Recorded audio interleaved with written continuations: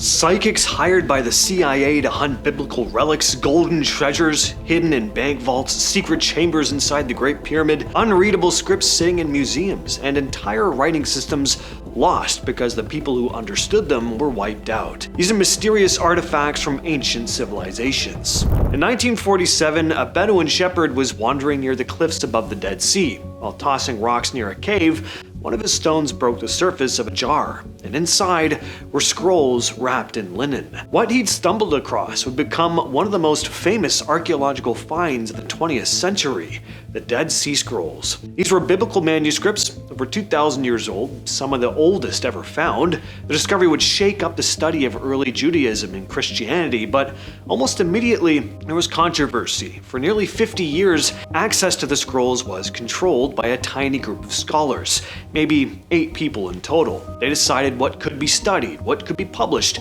and what would remain secret. The rest of the academic world was locked out completely. By 1989, even though the scrolls had been discovered over 40 years earlier, less than half of them had been published. Researchers who requested access were turned down without explanation. The situation was so ridiculous that the Biblical Archaeology Review called it a scandal. But in 1991, the Huntington Library in California revealed they had a full set of photographs of the scrolls and opened them to the public. Around the same time, scholars started reconstructing unpublished text using computer analysis. The Israeli Antiquities Authority had no choice but to lift restrictions. But by the time the scrolls were finally opened to all scholars, an entire generation had missed the chance to study them, and even now, a few scrolls from Cave 11 are privately owned and unavailable to researchers. You've probably seen Raiders of the Lost Ark. I certainly hope so.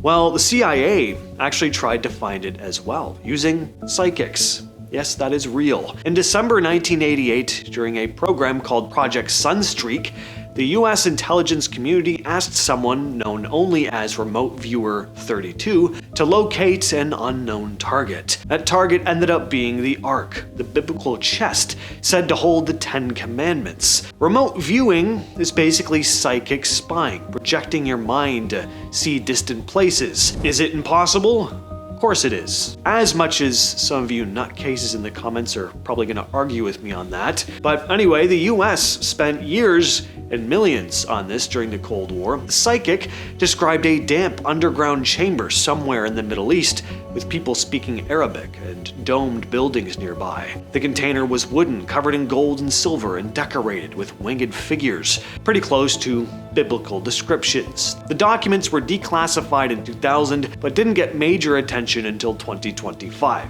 The CIA never tried to actually dig anything up. Even one of the original remote viewers, Joe McMonigal, has said that claiming remote viewing proves the Ark exists is meaningless. You need the actual Ark as proof.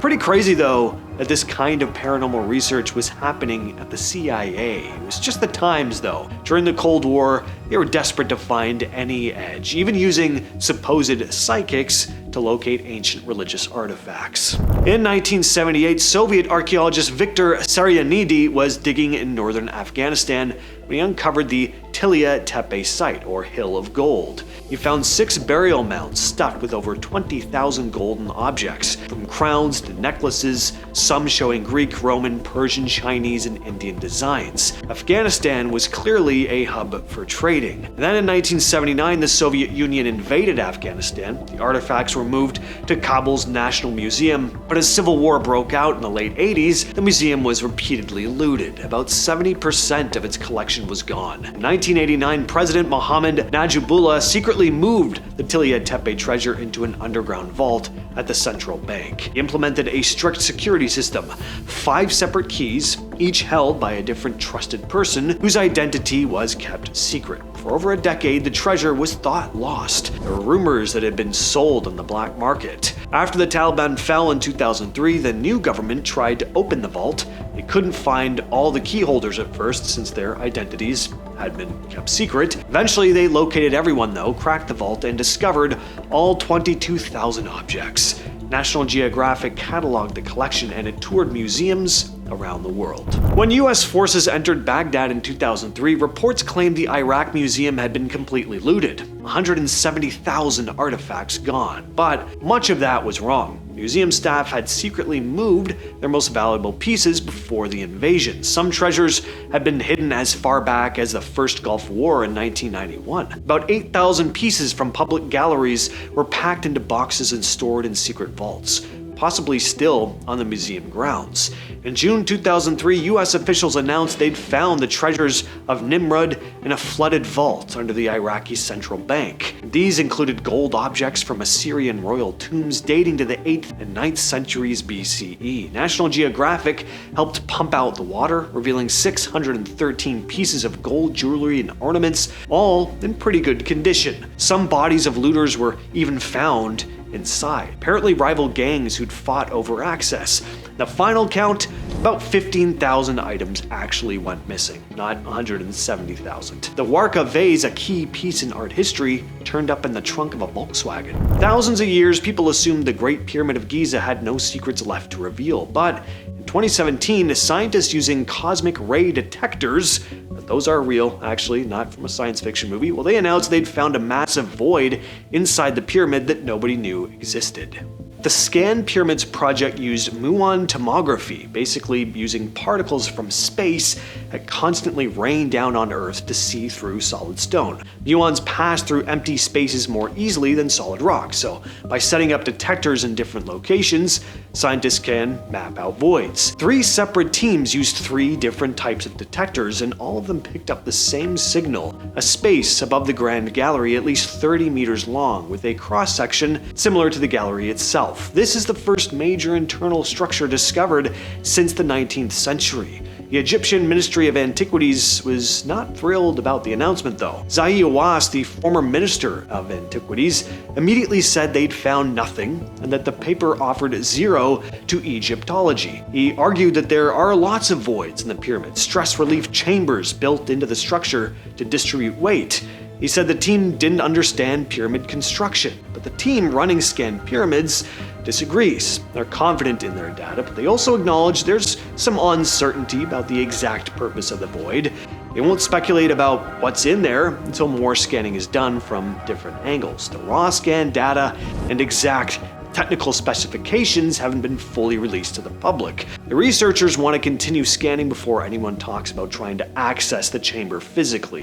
On July 3, 1908, Italian archaeologist Luigi Pernier was excavating the palace of Phaistos on Crete when he found something that's confused experts ever since. It's a clay disc about 6 inches across, covered on both sides with symbols arranged in a spiral pattern. Nobody can read it. The Phaistos Disc has 242 symbols made up of 45 distinct signs. What makes it unique is that these symbols weren't carved or scratched into the clay, they were actually stamped. Someone created individual stamps for each symbol and pressed them into soft clay before firing it. This makes it possibly the earliest example of movable type printing. The symbols show human figures, animals, plants, tools, and geometric shapes. Some look vaguely like other Minoan scripts, but there are huge differences. It's possibly from around 1700 BCE, the Middle Minoan period, but even that's debated. And here's the fundamental problem. This is a one-of-a-kind artifact.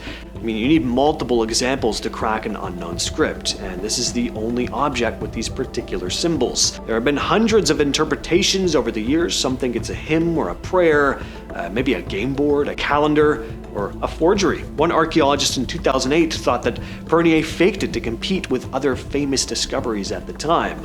What makes this particularly frustrating is that if we could read it, we might learn an enormous amount about Minoan civilization, but until then, this thing is just a total mystery. Easter Island is known for its giant stone heads, but the Rapa Nui also created a writing system called Rongorongo. Today, fewer than 30 wooden tablets are around, scattered across museums throughout the world. None remain on the island itself. In the 1860s, Peruvian slave raids kidnapped most of the island's priests and chiefs, the people who knew how to read Rongorongo. Then there was smallpox, and by the 1870s, traditional culture was destroyed along with the knowledge of the script. The tablets that survive are extremely fragile. The Berlin tablet, over 3 feet long, is so eroded that more than half is unreadable. Researchers now rely on photos and 3D scans to try and study the inscriptions. That has been the video for today. I'll catch you, yes you specifically, next time.